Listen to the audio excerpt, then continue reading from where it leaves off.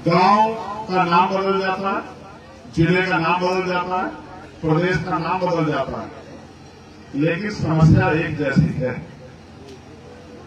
पहनने को साफ कपड़े नहीं है, खाने को अच्छा भोजन नहीं है, पीने को साफ पानी नहीं है, सर पे छत नहीं है।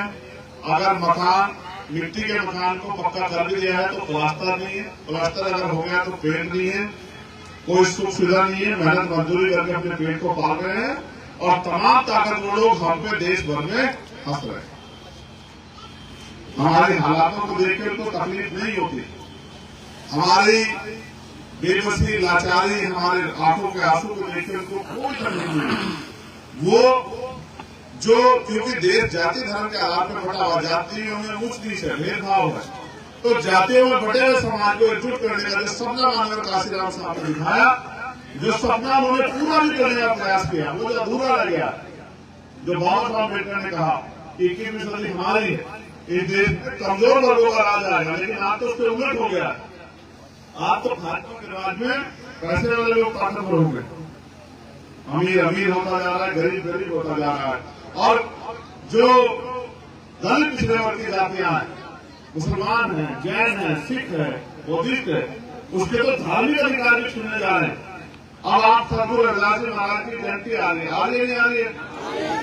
अभी आप जरा कहना भाई हमें इस बार शोभा यात्रा निकालनी है प्रधान जी, तो पुलिस के लोग क्या कहेंगे कि भाई हम ले लेंगे परमिशन, कहेंगे नहीं कहेंगे कि भाई हम ले लेंगे, नई प्रधानी शुरू होगी।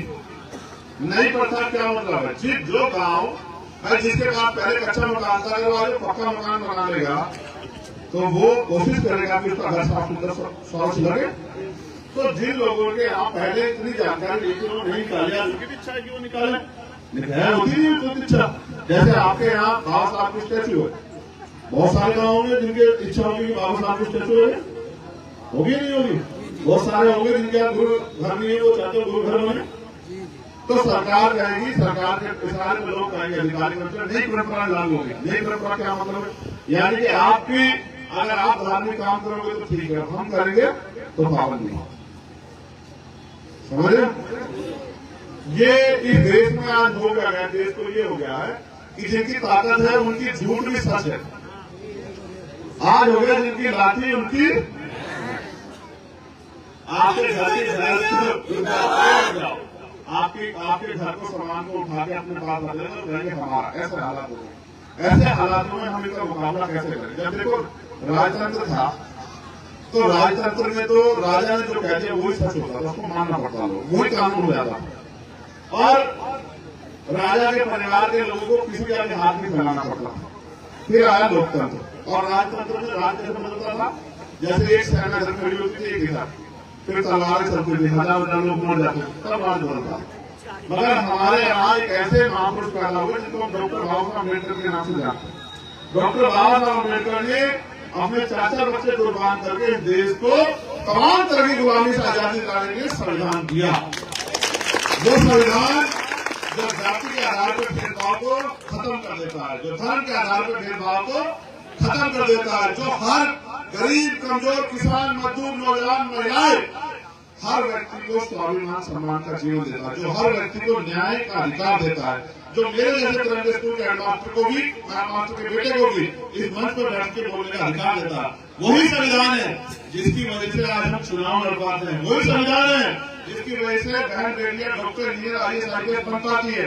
वही संविधान है जो अन्याय अत्याचार होने थे जिसकी वजह से हम थाने में जाकर पुलिस को कहते हैं हमारे अपराधी। आज वो संविधान खतरे में, और खतरे में किनके रहते होते? ये सारे नेता, ये सबके रहते खतरे में। ये कुछ करना नहीं चाहते, ये कोई कदम नहीं उठाना चाहते, ये भ्रष्टाचार और तमाम तरह की मुसीबतों में इतने डूबे हुए हैं, इनकी हिम्मत नहीं कि सरकार का सामना करे। पिछले जो नौजवान लोग सोशल मीडिया चलाते जाते, पिछले जितने समय से आंदोलन है, मैंने जिला एक करके मैं धन्यवाद दूंगा अपने आजाद समाज पार्टी के और भीम आर्मी के एक साथी का, जिसने मेरी हर बात में पहरा देकर खड़े होकर साबित किया कि कभी भी हम देश में सर झुका के नहीं जिएंगे, हम जिएंगे तो सम्मान के साथ। और आप याद कीजिए 2 अप्रैल 2018 का आंदोलन हमने देश में बंद हुआ, इस देश में बंद किया और साबित किया कि अगर हम अपने आगे तो इस सरकार का कुंडा गोल एक दिन में करना है, कुंडा बंद कर देने की सरकार। हमने जब दिल्ली में गुरु घर टूटा, हमने गुरु घर के लिए आंदोलन किया, हम जेल गए और जो सरकार के एजुकेशन में झुकती, हमने केंद्र की सरकार को झुकाया और हमने सुप्रीम कोर्ट को झुकाया और उनका फैसला वापस करवा के गुरु घर की जमीन वापस की। मगर साथियों, आप एक माचिस की डब्बी खरीदने जाओगे तो भी 4 बार देखोगे माचिस की डब्बी खराब है या सही, खुली तो नहीं। आप 10 रुपए का सामान खरीदोगे, मेरी माए बहने बैठी, कुछ भी खरीदने जाओगे, क्या खुले हुए पैकेट का सामान ले आओगे? बताओ अपनी ईमानदारी से। अगर चाय की पत्तियां पैकेट लेने गए, पैकेट खुला हुआ लालच गया, तो ले आओगे या छोड़ के आओगे या दूसरा लोग बताओ। 10 रुपए का सामान लोगे, 1000 बार सोचोगे मेरे भाइयों। 10 रुपए का सामान लोगे, 4 बार पलट के देखोगे। जब नेता चुनने का समय आता है तो पता नहीं क्या हो जाता है।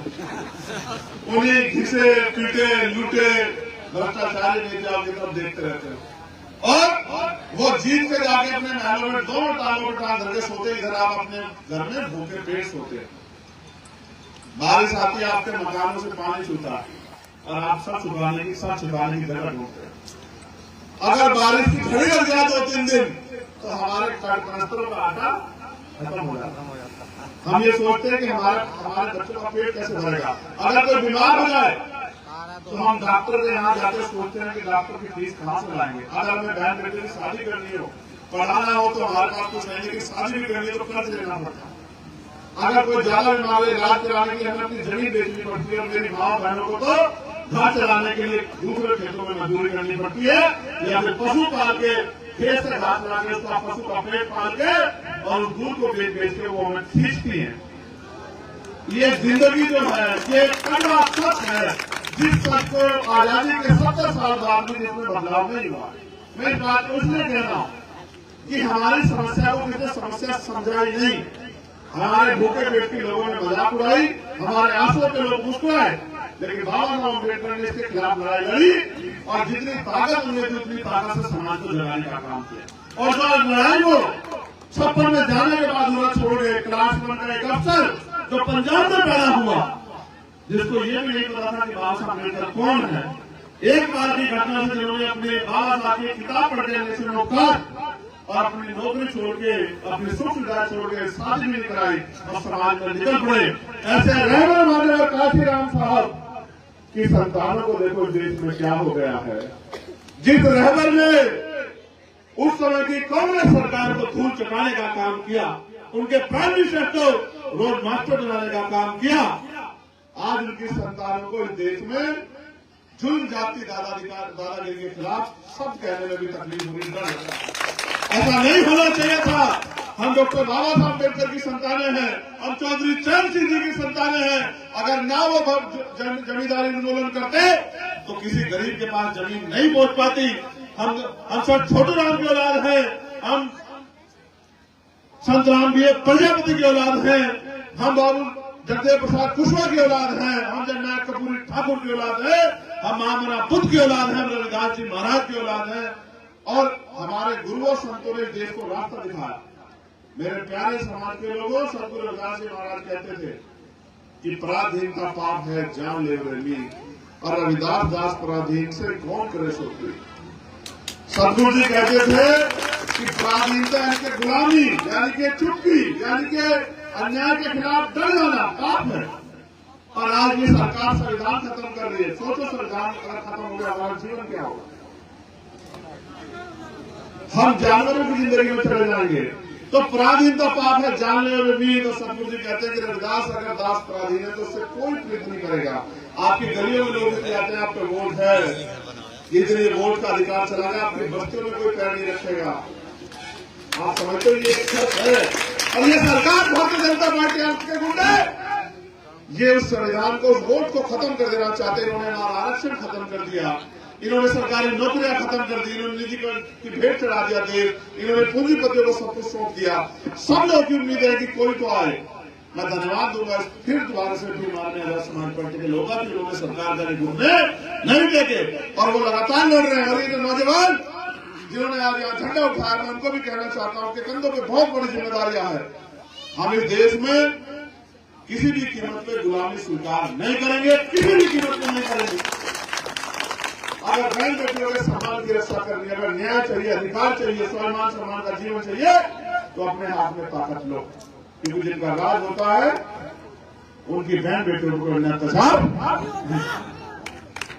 सदगुरु जी ने कहा, ऐसा चाहो राज में जहाँ मिले समन्वय और छोटे बड़े सत्संग बसे रविदास रहे प्रसन्न। आपने इसके बाहर सदगुरु रविदास जी महाराज की भव्य मूर्ति लगा रखी है, और ये बताओ आप उनके विचारों पर नहीं चलोगे तो उनका सपना कैसे पूरा होगा। उन्होंने कहा, मैं ऐसा राज चाहता हूं जहां कोई ऊंच नीच ना हो, जहां कोई छोटा बड़ा ना हो, जहां किसी को खाने के लिए अन्न की, तन ढकने के लिए कपड़े की, सर ढकने के लिए छत की कोई समस्या ना हो, जहां किसी बहन बेटी का अपमान ना हो, जहां किसी के साथ कोई जुल्म जाती ना हो, कोई भय ना हो, कोई लूट ना हो, कोई हत्या ना हो, सब प्रेम भाव से रहे। उस राज को उन्होंने नाम दिया बेगमपुरा राज। कौन सा राज? बेगम का मतलब होता है बेगम, जहां कोई गम किसी के लिए भी। ऐसा राज आना चाहिए। वो राज लाएगा कौन? भाजपा वाले कह रहे हैं हम गोवलकर का राज लाएंगे, वो कह रहे हैं सावरकर का राज लाएंगे, दूसरे लोग कह रहे हैं कि हम गांधी जी का राज लाएंगे। भाई आप अम्बेडकर के लोग, काशीराम साहब के लोग, सदगुरु रविदास जी महाराज के लोग, फूले साहू के लोग बेगमपुरा राज लाने के लिए क्या कर रहे हैं? आज अगर हमें तैयारी कर रहे हैं तो भले ये तैयारी छोटी है, लेकिन ये तैयारी बेगमपुरा राज लाने की है। बेगमपुरा राज जहां किसी को कोई गम ना, सब बराबर हो। लेकिन सवाल मेरे साथियों, आज भले ही हम नगीना लोकसभा से छोटा सा पेड़ लगा रहे हैं, लेकिन कल ये पेड़ जब आप इसकी सुरक्षा करोगे, इसकी रखवाली करोगे, इसको मुसीबतों से बचाओगे, तो ये बड़ा हो जाएगा और एक दिन ये वृक्ष बन जाएगा। जब वृक्ष बन जाएगा तो आपको छांव भी देगा, फल भी देगा, आपका संरक्षण भी करेगा। इसको फल तक, जब तक ये फल न दे तो वहां पहुंचाने की जिम्मेदारी आप लोगों की है। इसलिए मैं अपने नौजवान भाइयों से कहूंगा कि वो हिम्मत कर ले, वो किसी भी कीमत पर तय कर ले कि हमें अपनी ताकत बनानी। और ताकत कैसे बनेगी लोकतंत्र में? वोट। ठीक है, तो जैसे मैंने कहा कि माचिस खरीदते हो तो भी 4 बार सोचते हो। जब ये लाखों करोड़ों रुपए से कीमती जो बाबा साहब के बच्चों के खून से जो वोट मिली है, जब इस वोट को देने के लिए जाते हो तो कुछ मत सोचा करो, सोचा करो हमें इस वोट से ताकत बनानी है। जिस दिन आपने तय कर लिया, उस दिन वो दिन दूर नहीं कि यहाँ से गरीबी भी खत्म होगी, बेबसी भी खत्म होगी, लाचारी भी खत्म होगी, और जिन पर जमीन नहीं उनको जमीन मिलेगी, जिन पर रोजगार नहीं उनको रोजगार मिलेगा, बहन बेटियों के सम्मान की रक्षा होगी और हम आगे बढ़ेंगे, देश तरक्की करेगा। लेकिन करेगा कब? जब हम अपनी वोट का सही।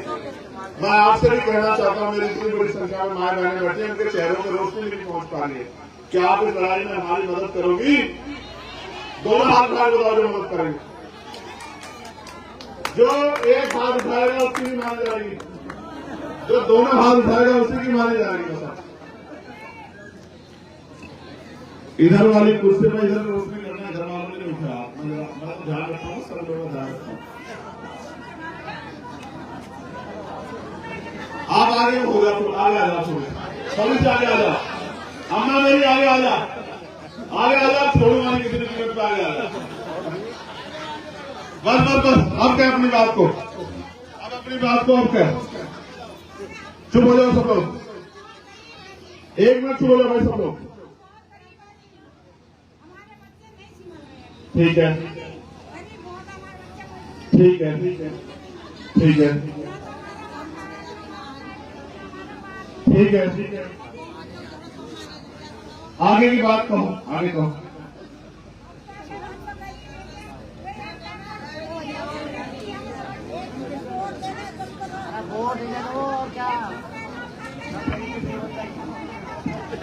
ये तो मुझे पता है आपके हालात क्या है, मगर मैं पूछ रहा हूं मेरी मदद करोगे नहीं करोगे? ठीक है, हाँ यही मैं सुनना चाह रहा था कि हमारी मदद करियो। इनमें से किसे जानती हो गांव में से? एक ही मेरी माँ। ये सुनो, ये रोने से कुछ नहीं होगा, ये वोट से ही बदलेगी। जब ताकत आपके बेटे के हाथ में आएगी तभी बदलेगी जिंदगी, वरना कुछ नहीं होगा। अभी बताइए इनमें से किसे जानती है? इनमें से देख, हाँ कौन से को जानती है? हाथ लगाओ, कौन से जानती है? खड़ा हो जाओ, खड़ा हो जाओ, खड़ा। अब बता अम्मा को कि अगर चंद्रशेखर आजाद ताकतवर होगा तो उसकी जिंदगी बदलेगी बदलेगी, बता आई समझ? ये तो गांव का ही है ना। क्यों कह रहा है इस बात को? क्योंकि ये वो देखता है जो मैं करता, इसलिए मैं आपसे आग्रह करूंगा। पहले बता हमारा चुनाव साफ पता है तुम्हें, किसे दोगी वोट? पहले चुनाव साफ बताते हैं हमारे दुर्गा अम्मा को बोलने देता इसे को कैसे हो गए तुम? ये है हमारा चुनाव साफ। अगर केतली को वोट दोगी तो चंद्रशेखर आजाद ताकतवर होगा। चंद्रशेखर आजाद ताकतवर होगा तो तेरा खून मजबूत होगा और फिर तुझे किसी आगे हाथ नहीं फैलाना पड़ेगा। मेरी मां ये कह रहा हूं मैं, ठीक है? एक मिनट और सुन लो, ऊपर वाले बताओ भाई, ऊपर दिखाओ भाई, वैसे आगे हटो ट्यूबलाइट के यार, एक नौजवान ट्यूबलाइट के आगे हट जाओ। ये जो ऊपर बैठे हैं बहने हमारी, ये चुनाव निशान देख लिया? वोट दोगी दोगी पहले बताओ। अभी ना करो, मुझे नहीं देंगे, अभी ना करो, अभी ना करो, मेरे मुंह पे नहीं देते वोट, बाद में धक्का मत देना मुझे। देखो मैं बहुत कीमती बात कहूंगा अपने लोगों से, क्या तो मुझे आज दफन कर दो। अगर तुम्हारी जिंदगी ठीक है, तुम्हें सब कुछ मिल रहा है, तुम्हें तुम्हारी जिंदगी में कोई परेशानी, तो मुझे आज धक्का दे दो। फिर ऐसा ना करना कि कोई पैसे वाला आ जाए, चल पैसे दिखा दो तो भूल जाओ। पक्का? देखो अभी कह रहा हूं ऊपर वाली बहनों को भी, क्या तो मुझे आज दफन कर दो मिट्टी में कि हम तेरा साथ भी देंगे, ठीक है? या फिर ये कहो कि तेरे साथ है, फिर देखो, फिर बताता हूँ जिंदगी कैसे बदलती है। नहीं बदली तब कहना है मुझे आपने बहुत नेता बना के पैदा कर दिए। पक्का? अच्छा अब आखिरी बात सुनो, लाओ लाओ निशान लो। अब ये भी पढ़ो, फिर जल्दी पढ़ो भाई, बात सुनो। देखो जी प्रधान जी, ये कुछ किसान खेत में पहले बीज बोए तभी तो कुछ हो, बीज बोए बगैर भी कुछ हो जाएगा? बताओ, इतना तो समझते हो? पहले बीज लगाओगे तभी तो कुछ मिलेगा। तो फिर चाहे आप इसमें 1 रुपए का सहयोग करो, मगर पहले इसमें आप सहयोग करो, क्योंकि दुश्मन के पास बहुत सारे पैसे हैं, बहुत सारा धन है, बहुत सारे साधन है, सारे मीडिया उनका है, सारे अधिकारी उनके, उन सबसे लड़ने के लिए मुझे आपका आशीर्वाद चाहिए। आप 1 रुपए की मदद करो, ठीक है? इससे ज्यादा तो आज आप लोग दे दो, तुम हाथ से करने के लिए भाई, ले भाई खाने को दे दो, ढींगे दे दो, तो चाहे 1 रुपए की मदद करो, लेकिन मदद करो। सबसे मेरी अपील है, जिससे इस लड़ाई को मैं मजबूती से लड़ सकूं भाई, यही रखो, यही आने दो। जो मेरे खाकर 4 कदम में चल रहा है वो मेरा फेसबुक के साथ है, ये रखो, ये आने में चल रहा है। ये तो मैंने मानव काफी राम साहब से सीखा कि गरीब के बेटे भी चुनाव कैसे लड़ सकते हैं, इस अमीरों के देश में गरीब का बेटा कैसे आगे बढ़ सकता है, ये मैंने अपने दूर मानव काफी राम साहब से सीखा है। तो चाहे 1 रुपए की मदद करो, लेकिन करो जरूर, जिससे मेरी हिम्मत बढ़े। अभी तुम मुद्दा मिले, अभी माओ को आन दो, लो भाई इस मदद जो कहनी कर दो। ये लोग क्या करें?